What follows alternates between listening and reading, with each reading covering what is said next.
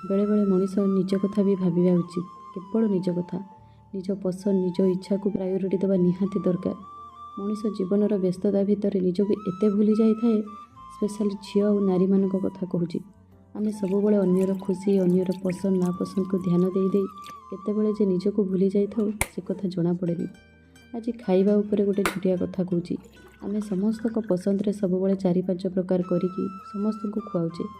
से भितर निजर टेस्ट भी कौन आम भूली गले। अन्य मानक टेस्ट, अन्य मानक पेट कथा चिंता करी निजर पसंद कौन भी भूली गले। गोटे झील को केवल ता निज बापा माँ ही ता पसंद नापसंद जानी ताको आनी खाइबा को दियंती। अप्रिय हेले भी कथाटी सत, किंतु पुओ मानक भाग्य एते भल जे बैचलर थिला बेले ताको माँ और बाहागर पर ताको स्त्री माने ताको पसंद नापसंदर करिकी खाइबा को दियंती। तांकर भाग्य और आमर दुर्भाग्य कहले भी भूल हेनी। तेणु मु आज मो बिजी लाइफ रु टिके भाविली निजको टिके भल पाइबी, निज कथा टिके चिंता करी और निजर केयर नेबी, जोटा को आम सिंपल वर्ड रे सेल्फ लव बोली कही था।